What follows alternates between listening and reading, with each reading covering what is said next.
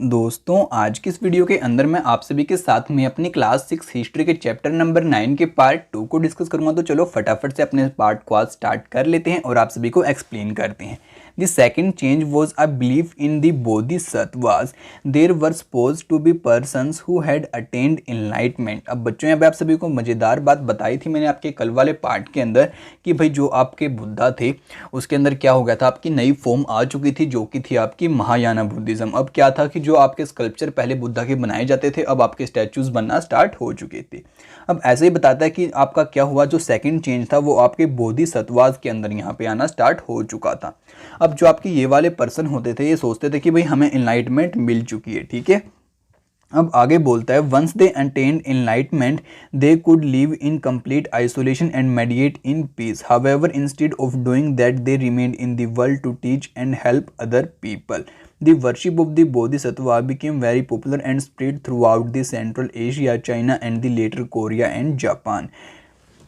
अब यहाँ पे आप सभी को मज़ेदार बात बताता है कि जो आपके बोधिसत्वास होते थे ना, इनको एनलाइटमेंट मिलने के बाद इनको क्या करना होता था कि भाई आइसोलेशन के अंदर रह के इनको बस मेडिटेट करना होता था। बट ये ऐसा बिल्कुल भी नहीं करते थे, मेडिटेट नहीं करते थे, जबकि लोगों के बीच में रह के उनको ज्ञान देते थे, ठीक है। अब कहता है कि जो आपके बोधिसत्वास की पूजा थी वो भी आपकी पॉपुलर यहाँ पे होना स्टार्ट हो चुकी थी और लोग इनको पूजते थे। अब कहता है कि जो आपका बुद्धा था, मतलब कि आपका बुद्धिज़्म था, वो आपका यहाँ पे सेंट्रल एशिया हो गया, चाइना हो गया और आपके कोरिया और जापान के पार्ट हो गए, वहाँ पे फैलना स्टार्ट हो चुका था। यानी कि आपका धर्म का विस्तार हो रहा था और आपका धर्म बहुत जगह यहाँ पे फैलना स्टार्ट हो रखा था। अब आगे बोलता है Buddhism also spread to the western and the southern India. और जो आपका बुद्धिज़्म था वो आपके वेस्ट इंडिया में और साथ में साउथर्न इंडिया में भी फैल चुका था। Where dozens of caves were hollowed out of the hills for monk to live in. कहता है कि यहाँ पे बहुत सारी आपके जो केव्स थी वो निकाली गई थी आपके पत्थरों को, पहाड़ों को तोड़ के, ताकि यहाँ पे जो आपके बुद्धा के मोंक्स हैं वो यहाँ पे रह सके। Some of these caves were made on the order of the king and queen, other of the merchant and farmer. These were often located near the passes through the western Ghats. Roads connecting prosperous ports on the coast with cities in the Deccan ran through these passes. Traders probably halted in these cave monasteries during their travel. अब यहाँ पे आप सभी को मज़ेदार बात बताता है कि जो आपके राजा होते थे, आपकी रानियाँ होती थे, उनके ऑर्डर पे ये आपकी केव्स बनाई जाती थी। और कई बार तो आपके जो किसान और व्यापारी लोग हैं उनका भी इसमें हाथ होता था आपकी इन सभी केव्स को बनाने के अंदर। और जो आपकी सभी केव्स वगैरह थी ना, आपकी गुफाएं वगैरह, ये सभी आपकी इंपॉर्टेंट रास्तों के साथ में लगती हुई बनाई जाती थी, ताकि जो आपके व्यापारी लोग थे ना वो यहाँ पे अपने रास्ते पे जाते हुए इनके अंदर रेस्ट भी यहाँ पे करते थे। अब आपको बाद में इन दोनों इमेजेस को यहाँ पे बताता है कि ये वाली इमेज है ये तो आपकी हमें मथुरा से मिली है और ये मिली है हमें आपकी तक्षशिला से। अब इन दोनों के अंदर डिफरेंस करके देखो, आपको जो भी डिफरेंस मिलता है मेरे को कमेंट करके यहाँ पे फटाफट से बता दो। अब आगे बोलता है Buddhism also spread south eastward to Sri Lanka, Myanmar, Thailand and other parts of the south east Asia including Indonesia. The older form of the Buddhism known as the त्रिवाड़ा Buddhism was more popular in these areas. अब कहता है कि जो आपका Buddhism था ना वो आपके साउथ ईस्ट एशिया में भी फैलना स्टार्ट हो चुका था, जैसे कि आपका थाईलैंड हो गया, यहाँ पे श्रीलंका हो गया और भी आसपास के यहाँ के एरिया हो गए। कहता है कि यहाँ पे जो आपके बुद्धा की त्रिवाड़ा बुद्धिज्म था ना, यानी कि जो आपका पुराने वाले बुद्धा की फॉर्म थी वो ज़्यादा पॉपुलर हुई थी, ठीक है। अब कहता है एक बार आप इसको अगेन से पढ़ो और आप देखो कि आपका जो बुद्धिज्म था वो यहाँ पे किस लिए फैल रहा था, ठीक है। अब यहाँ पे आपको एक केव दिखाता है कारले, जो कि आपकी महाराष्ट्र के अंदर है, कुछ ऐसी केव है वो, ठीक है। आप इसको ध्यान से देख लो। अब आगे बोलता है the quest of the pilgrimage, ठीक है। तो चलो अब हम पिलग्रिमेज के बारे में भी जान लेते हैं।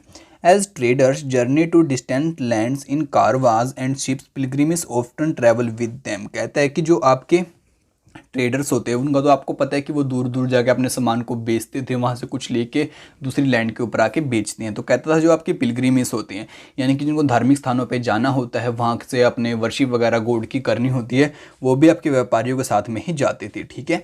अब यहाँ पे आप सभी को बताता है आपके जो आपके पिलग्रिम्स होते हैं वो क्या होते हैं। अब बताता है are men and women who undertake journey to holy places in order to offer worship. देखा कि भाई जो भी आपके जर्नियों पे जाएं, यानी कि लंबी यात्राओं पे जाएं, किसके लिए, होली जगहों पे, यानी कि धार्मिक स्थानों पे, किसके लिए, अपनी पूजा पाठ के लिए, ठीक है। वो होते हैं आपके पिलग्रिम्स, ठीक है। The best known of these are the Chinese Buddhist pilgrims Fa Hian who came to subcontinent about 1600 year एगो।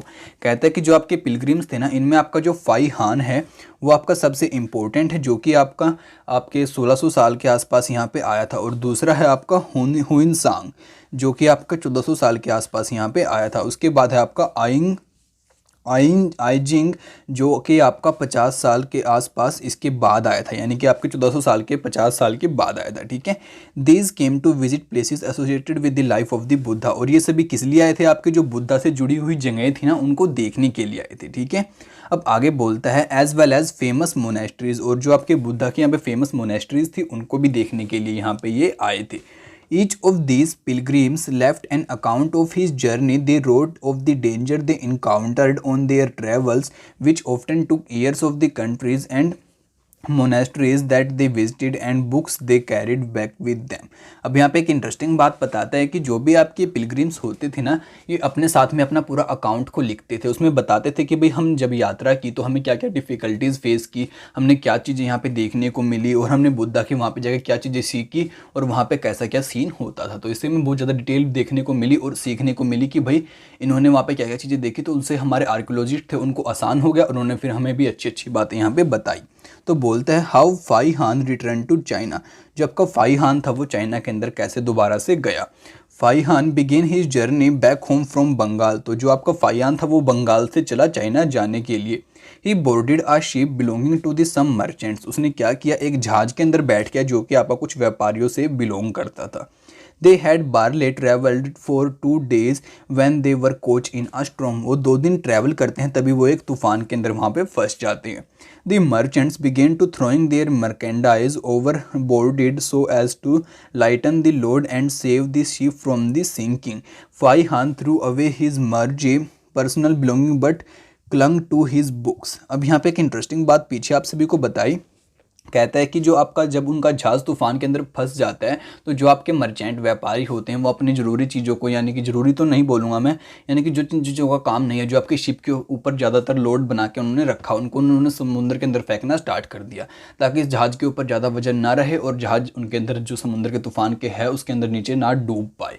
तो फिर जो आपका फायान था ना उसने भी क्या किया, अपनी कुछ चीज़ों को फेंक दिया, बट जो उसकी बुक्स थी उसको उसने बिल्कुल भी नहीं फेंका। तो अब आपसे क्वेश्चन यहाँ पे पूछता है कि आपको क्या लगता है कि फायान ने जो अपनी बुक्स थी उनको क्यों नहीं फेंका। And the statues of the Buddha had collected, और जो उसने अपने बुद्धा के स्टैचू वगैरह इकट्ठे किए थे ना उनको भी उसने क्या नहीं किया, नहीं फेंका।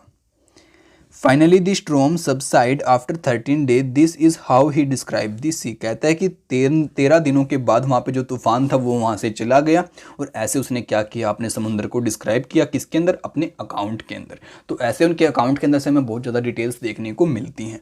The sea itself is boundless in extent. It is impossible to know east or west except by observing the sun, moon or stars in their motions. अब कहता है कि जब कोई समुद्र के अंदर चला जाता है ना उसको बिल्कुल भी पता नहीं चलता कि आपकी नॉर्थ कहाँ है, ईस्ट कहाँ है, वेस्ट कहाँ है, साउथ कहाँ है। तो उसके लिए क्या करते थे वो लोग, जो आपके शिप्स हो, जो आपके सन होते हैं, स्टार्स होते हैं, मून होते हैं, उनकी डायरेक्शन को नोटिस करते थे और उससे पता लगाते थे कि भाई जो आपका सन है वो वहाँ से निकला है तो आपका नॉर्थ और ईस्ट इस साइड है, आपका साउथ ईस्ट साइड है, आपका वेस्ट इस साइड है। ठीक है, तो इससे अपनी सभी डायरेक्शन का वो क्या करते थे, पता लगाते थे। If it is dark rainy weather the only plan is to steer by the wind. अब कहता है कि अगर वहाँ पे कोई बारिश का मौसम हो जाए या फिर कोई डार्क वगैरह वहाँ पे बिल्कुल आपके काले बादल आ जाएं तो वो क्या करते थे, वो अपने जहाँ जिस दिशा के अंदर उनकी हवाएं जाती थी उसी दिशा के अंदर वो चलना प्रेफर करते थे और उसी दिशा के अंदर वो चलते थे। It took him more than 90 days to reach Java, where he halted for 5 months before boarding another merchant ship that took him to China. कहते हैं कि उन्हें 90 दिन लगे वहाँ पे जावा के अंदर पहुँचने के लिए और वहाँ पे फिर वो 5 महीने रहा। उसके बाद उसने एक दूसरा जहाज़ पकड़ा मर्चेंट्स का और फिर फाइनली वो वहाँ कहाँ पहुँचा, आपके चाइना के अंदर वहाँ पे पहुँचा। अब वो बोलता है try and trace the route Faxian took on map number 6। कहता है कि आप अपने मैप नंबर 6 के अंदर जाके देखो और पता लगाओ कि आपका फाइयान था उसने कैसे ट्रैवल किया। What do you think he did not want to throw away his books and statues? देखा, अब आपसे क्वेश्चन पूछते हैं यहाँ पे कि आपको क्या लगता है उसने क्यों अपनी स्टैचूज़ और बुक्स को थ्रो नहीं किया अपने समुंदर के अंदर, जब कि अपना जो व्यापारी था उसने अपनी मर्केंडाइज को वहाँ पे थ्रो कर दिया। Xuanzang who took the land route back to China. अब आपको हुइनजांग के बारे में बताएगा उसने क्या किया, उसने लैंड रूट को प्रेफर किया चाइना वापस जाने के लिए। तो चलो इसके बारे में भी हम जान लेते हैं। Through the north west and central Asia carried back with him statues of the Buddha made of gold silver and the sandalwood and over 600 manuscripts loaded on the backs of 20 horses. Over 50 manuscripts were lost when the boats on which he was crossing the Indus capsize. He spent the rest of his life translating the remaining manuscripts from the Sanskrit into Chinese. अब यहाँ पे एक interesting बात बताता है कि जो आपका हुइनजांग था ना, उसने क्या किया, आपके नॉर्थ वेस्ट फ्रंटियर को भी चूज़ किया अपने चाइना के अंदर वापस जाने के लिए। तो क्या होता है कि जब वो इंडस रिवर को अपनी बोट के अंदर क्रॉस करते हैं ना, तो उसकी बहुत सारी जो मनुस्क्रिप्ट थी वो लॉस्ट हो जाती हैं। उसके साथ में उसकी कुछ चीज़ें ही बच पाती हैं, जैसे कुछ स्टैचू बच गए और कुछ मनुस्क्रिप्ट बच गई। तो उसने अपने बाकी की ज़िंदगी क्या किया, उनको ट्रांसलेट किया संस्कृत से चाइनीज़ भाषा के अंदर। अब आगे आपको नालंदा के बारे में बताता है, a unique centre of the Buddhist learning, जो कि आपका एक सेंटर है बहुत बड़ा जहाँ पे आपके बुद्धिस्ट की लर्निंग कराई जाती है। Xuanzang and the other pilgrimage spend time studying in Nalanda Bihar the most famous Buddhist monastery of the period. कहता है कि जो आपके हुइनजांग थे और भी आपके ट्रैवलर थे, उन्होंने अपने नालंदा के अंदर टाइम स्पेंड किया और यहाँ पे बुद्धा के बारे में बहुत कुछ बातें जानी और सीखी, जो कि आपकी अभी बिहार के अंदर है। ठीक है, this is how he described it. और ये है वो बातें उन्होंने कैसे डिस्क्राइब किया इसको। The teacher are men of the highest ability and talent. अब कहता है जो आपके टीचर होते हैं ना, वो मैन होते हैं जिनके पास अच्छी एबिलिटी होती है और टैलेंट होता है। They follow the teaching of the Buddha in all sincerity. और उन्होंने क्या किया, जो भी उनके बुद्धा ने उनको बातें बताई थी ना, उसको पूरी सिंसेरिटी के साथ यहाँ पे फॉलो किया। The rules of the monastery are strict and everyone has to follow them. Discussions are held throughout the day and old and the young mutually help one another. कहता है कि यहाँ पे पूरा दिन डिस्कशन चलते थे और यहाँ के जो रूल थे वो बहुत ही ज़्यादा स्ट्रिक्ट थे।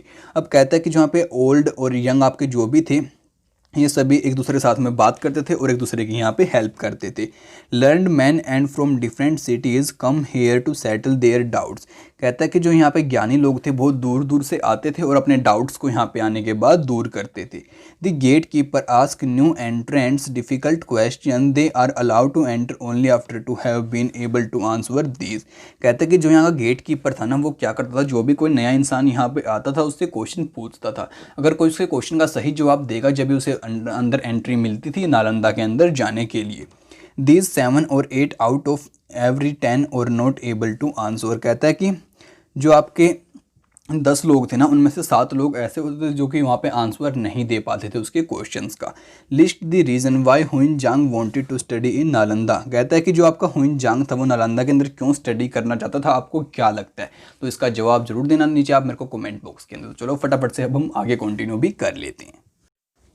दी बिगनिंग ऑफ भक्ति, यानी कि आपकी भक्ति की शुरुआत। This was also the time when the worship of certain deities which became central features of the later Hinduisms gained in importance. अब यहाँ पे आप सभी को बताता है कि जो आपके डाइटीज़ होते थे ना, यानी कि आपके कुछ भगवान, उनके भी यहाँ पे पूजा पाठ अब स्टार्ट हो चुकी थी, जो कि आपके बाद में हिंदुइज्म के सबसे पॉपुलर भगवान जाके बने और उनकी पूजा आज भी की जाती है। उनमें आपके शामिल थे यहाँ पे Shiva, Vishnu and the goddess such as Durga. ठीक है, these deities were worship through bhakti an idea that became very popular at this time. कहते हैं कि जो आपकी ये सभी डाइटी थी ना, ये आपकी भक्ति मूवमेंट के द्वारा क्या की जाती थी, इनकी पूजा की जाती थी और ये आपके सबसे पॉपुलर थे आपके उस टाइम के अंदर। Bhakti is generally understood as a person devotions to his or her chosen deity. कहता है कि जो आपको भक्ति होती है ना, उसका मतलब ही ये होता है कि जो भी आपने अपना डाइटी चूज़ कर रखा है, यानी कि जो भी आप अपने अपना भगवान चूज़ कर रखा है, उसकी पूजा करना। Anybody whether rich or poor belonging to the so called high or low caste men or women could follow the path of bhakti. कहता है कि कोई भी अमीर, गरीब, छोटा बड़ा, कोई भी आपका इंसान, यानी कि मैन हो या वुमेन, कोई भी भक्ति मूवमेंट को फॉलो कर सकता था और कोई भी भक्ति का काम आपका यहाँ पे कर सकता था। अब आगे बोलता है, द आइडिया ऑफ भक्ति in present in the Bhagavad Gita, a sacred book of the Hindus which include the Mahabharata. See chapter 11. In the Krishna, the god asks Arjuna, his devotee and friend, to the abandon all dharma and take refuge in him, as only can set Arjuna feel free from every evil. This form of worship gradually spread to the different part of the country. अब बच्चों यहाँ पे आप सभी को interesting बात बताता है कि जो आपकी भक्ति थी ना वो आपकी भगवत गीता के अंदर आपको मेंशन मिलती है, और आपकी भगवत गीता आपकी महाभारत के अंदर लिखी गई थी। और कहता है कि इसके अंदर जो आपका कृष्ण भगवान होते हैं ना वो आपके अर्जुन को ज्ञान देते हैं गीता का, और कहते हैं कि आप सभी चीज़ों को छोड़ के अपने जो आपका बदला लो, और आपका जो भी आपको यहाँ पे धर्म है उसको यहाँ पे आपको फॉलो करना है, और अपनी सभी बुराइयों को छोड़ के सभी को भूल के सीधा जो आपका कर्म है उसके ऊपर फोकस करो, ठीक है। Those who followed the system of भक्ति emphasize devotions and individual worship of a god and goddess rather than the performance of elaborate sacrifices। तो अब कहता है कि जो आपके इंडिविजुअल्स थे ना उन्होंने भक्ति के ऊपर अपना फोकस स्टार्ट कर दिया, अपने भगवान की पूजा पाठ उन्होंने स्टार्ट कर दी, जबकि अब जो उनके सेक्रीफाइस वगैरह होते थे उनको उन्हें थोड़ा कम कर दिया और उनको कम परफॉर्म अप किया जाने लगा। According to this system of belief, if a devotee worship the chosen deity with a pure heart, the deity will appear in the form in which he or she may desire. So the deity could be thought of a human being, lion, trees or any other form. This idea gained acceptance, artisans made beautiful images of these deities. अब कहता है कि इसके अंदर mainly क्या होता था कि जो भी अपना इंसान किसी भी डाइटी की पूजा कर रहा है तो वो डाइटी अगर वो सच्चे मन से उसकी पूजा करेगा तो उससे मिलने ज़रूर आएगा किसी न किसी फॉर्म के अंदर। तो जैसे कि वो अपना कभी पेड़ बन के आता है, कभी लोयन बन के आता है, कभी कुछ और बन के आता है। जब इस आइडिया ने एक्सेप्टेंस ले ली, यानी कि जब ये चीज़ लोगों ने एक्सेप्ट करना स्टार्ट कर दी तो बहुत अच्छी अच्छी इमेज आपके गॉड की बनाना स्टार्ट कर दी। जैसे कि आपकी एक इमेज आपको यहाँ भी दिखाता है, Vishnu as Varaha, an image from the Iran, Madhya Pradesh. This manifested statue is the special form of Vishnu, the Varaha or a boar. According to the Puranas, Vishnu took the shape of boar in order to rescue the earth which was sunk into water. Here the earth is shown as a woman. अब यहाँ पे कहता है कि जो ये है ना ये आपके विष्णु जी हैं और इन्होंने ऐसी फॉर्म यहाँ पे ले रखी है अपनी पृथ्वी को बचाने के लिए, और जो इसके यहाँ पे गर्ल है ये है आपकी यहाँ पे अर्थ, ठीक है। तो ऐसी कोई फिगर आपकी उस टाइम के अंदर यहाँ पे बनाई होगी। अब आपको भक्ति के बारे में कुछ और इम्पोर्टेंट बातें भी यहाँ पे कुछ बताना चाहता, चलो एक बार इसको भी स्टडी कर लेते हैं। Comes from the Sanskrit term भज मीनिंग टू डिवाइड और शेयर। अब आपकी भक्ति का मतलब अगर हम संस्कृत में बात करें तो उसका मीनिंग होता है भज। अब भज का मतलब होता है डिवाइड, यानी कि बांटना या फिर शेयर करना एक दूसरे के साथ में। This suggest an intimate two way relationship between the deity and the devotee. तो ये चीज़ हमें क्या बताती है, हमारा रिलेशनशिप बताती है हमारे डाइटी भगवान के साथ में हमारा, यानी कि जो हमारा जो भक्ति वगैरह करता है उस इंसान डिवोटी का। भक्ति इज़ डायरेक्टेड टुवर्ड भगवत, और जो आपकी भक्ति है वो आपके भगवत से क्या करती है, रिलेट करती है, उसकी तरफ सीधा डायरेक्टली आपको पुट आउट करती है। Which is often translated as God, जिसे हम क्या बोलते हैं, भगवान बोलते हैं, but also means one whose possess and share bhaga, literally good fortune or bliss. The devotee known as bhakta or the भगवता shares his or her chosen deity भागा। कहता है कि जो आपका भगत है और जो आपका भगवान है इन दोनों के बीच में एक रिलेशनशिप होता है, और ये दोनों एक दूसरे के साथ में क्या करते हैं, शेयर करते हैं या फिर कुछ चीज़ें आपस में डिवाइड करते हैं। जैसे कि भगवान उसको क्या देता है, खुशहाली देता है और अच्छी चीज़ें उसकी ज़िंदगी के अंदर देता है, और वो क्या करता है, भगवान की भक्ति करता है। तो ठीक है, दोनों देखा आपने कि दोनों चीज़ें क्या कर रहे हैं, दूसरे के साथ में कुछ ना कुछ यहाँ पे शेयर कर रहे हैं। तो यही बात आपको यहाँ पे बताना चाहता है आपके भज वर्ड के साथ में, जो कि संस्कृत का मीनिंग है इसका ये। तो आगे बोलता है आ पोएम बाय अ भक्ता। अब आपको एक भगत की पोएम बताना चाहता है, चलो एक उस पोएम को भी फटाफट से स्टडी कर लेते हैं और फिर हम आगे कंटिन्यू करेंगे। तो ठीक है, चलो फटाफट से। Most bhakti literature tell us that riches, learning and high status do not automatically assure a close relationship with the deity. This is a part of a poem composed in Tamil. Appar, a devotee of Shiva who lived along about 1400 years ago. Appar was a Velala. Chapter number 8. The leper with the rooting limbs, a man who is regulated a low by the Brahmin, evil by the scavenger. Even these men, if they are servants, that is devotees of him who shelter the Ganga in his long hair, I worship them, they are God to me. And does the poet regard as more value social status और devotion. अब बच्चों यहाँ पे आपसे भी कोई interesting बात बताना चाहता है और इस बात को थोड़ा आपको ध्यान से यहाँ पे समझना होगा। ये बोलता है कि जो आपकी भक्ति होती थी ना उसके अंदर ऐसा कोई चक्कर नहीं था कि जो आपके अमीर इंसान है वही से कर सकते हैं, या फिर जो अमीर इंसान है उनके साथ में जो आपके भगवान है उसका अच्छा कॉन्टैक्ट यहाँ पे होगा। इसमें कोई भी अगर भक्ति करता है तो उसका उसके साथ में अच्छा कॉन्टैक्ट होगा। अब यहाँ पे एक पोएम के अंदर बताता है कि एक बहुत ही गरीब इंसान था जिसको स्क्वेवेंजर से भी, जो आपके स्क्वेवेंजर होते हैं ना, यानी कि जो आपके स्क्वेवेंजर जो आपके साफ़ सफाई वाला काम करते हैं, उनसे भी नीचे उसको माना जाता था। ठीक है, तो उसने क्या किया, उसने एक भगवान की पूजा की। वो कहता था कि मैं इस भगवान का सर्वेंट हूँ, इस भगवान का डिवोटी हूँ, जिसके मतलब कि बालों के अंदर क्या होती है, गंगा नदी आपकी बहती है। तो यहाँ से समझ में आता है कि जो वो किसकी वर्शिप करता था, आपके शिवा गॉड की। ठीक है, तो यहाँ पे बताता है कि इसके साथ में आपकी जो मोरल वैल्यूज़ थी वो भी कनेक्ट होती हैं। ठीक है, because the deity were special, this image of the deity was often placed within special homes, place that were described as temples. You will learn more about these temples in chapter number 11. अब कहता है कि जो आपके deity वगैरह होते थे ना, इनकी इमेज आपकी क्या होती थी, आपके मंदिरों में स्थापित की जाती थी और फिर वहाँ पे लोग जाते थे इनकी पूजा वगैरह करने के लिए। Bhakti inspired some of the best expressions in art, sculpture, poetry and architecture. कहता है कि जो आपकी भक्ति है वो आपकी आर्ट के जरिए, पोट्री के जरिए, स्कल्पचर्स के जरिए भी लोगों को दिखाई जाती थी, यानी कि आपकी डाइटी की अलग अलग तरह की इमेज वहाँ पे बनाई जाती थी। ठीक है, अब आपको आगे हिंदू के बारे में कुछ बातें भी बताना चाहता है। The word Hindu like the term India is derived from the river Indus.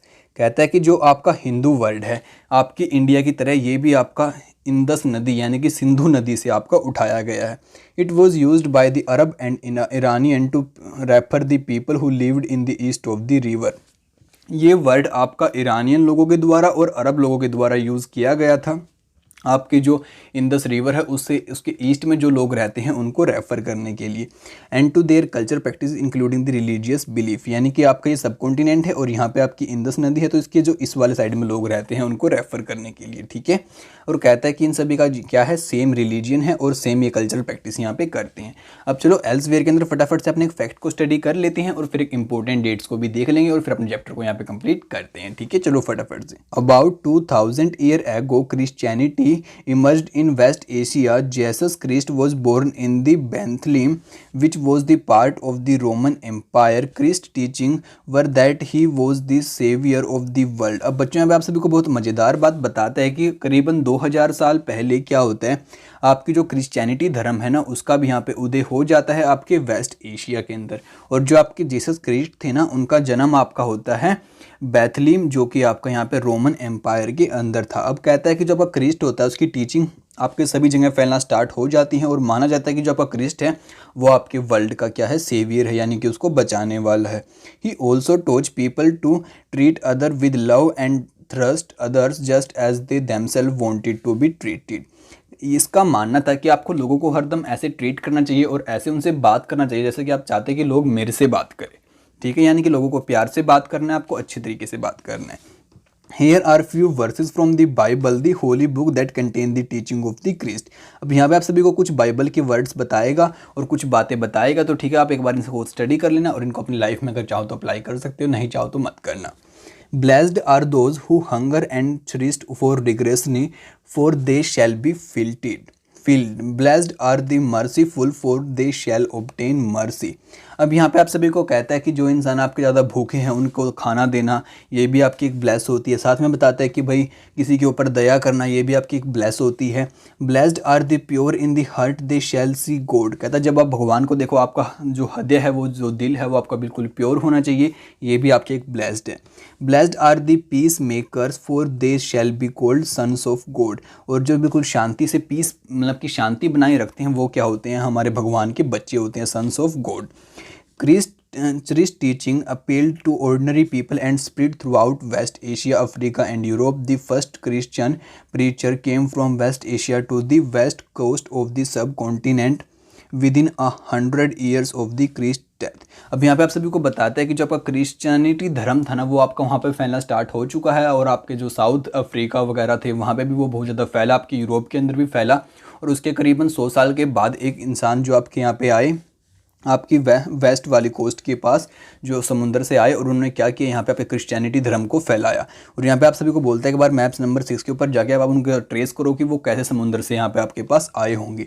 The Christianity of Kerala known as the Syrian Christianity because they probably came from west Asia. इसलिए जो आपके केरला के अंदर लोग रहते हैं ना, उनको जो क्रिश्चियन धर्म के लोग हैं उनको हम बोलते हैं साइरियन क्रिश्चियनिटी, क्योंकि वो लोग हमारे वेस्ट एशिया से आए थे। Are amongst the oldest Christian community in the world, और वो हमारी पुरानी क्रिश्चियन कम्युनिटीज़ के अंदर में से एक है। तो ठीक है, तो चलो फटाफट से अपनी इंपॉर्टेंट डेट्स को भी यहाँ पे देख लेते हैं और आपको यहाँ पे बता देते हैं।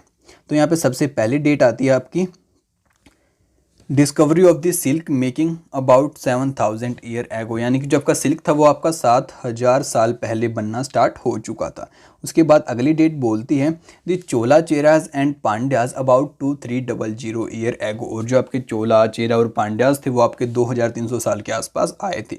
अब आगे जो आपकी डिमांड थी सिल्क की रोम के अंदर वो आपकी 2000 साल के आसपास हुई थी, और जो आपके कनिष्का थे कुशाना के अंदर वो आपकी 1900 के आसपास थे, और जो आपका फाइहान था वो तो आपका 1600 साल के आसपास आया था, और जो हुइनजांग था वो आपको 1400 साल के आसपास यहाँ पे आया था अपने नालंदा के अंदर यहाँ पे स्टडी करने के लिए। तो ठीक है, आपने इन सभी बातों को यहाँ पे समझ लिया। तो इसी के साथ हमारे चैप्टर का यहाँ पे एंड हो जाता है। अब अगले चैप्टर की वीडियो भी हम सभी जल्दी लेके आएंगे, तो हमारे चैनल को सब्सक्राइब करना बिल्कुल भी मत भूलना, और साथ में इस वीडियो को अपने दोस्तों के साथ में शेयर जरूर से कर देना। तो आप सभी के साथ मिलते हैं अगली वीडियो में, तब तक के लिए दोस्तों बाय बाय।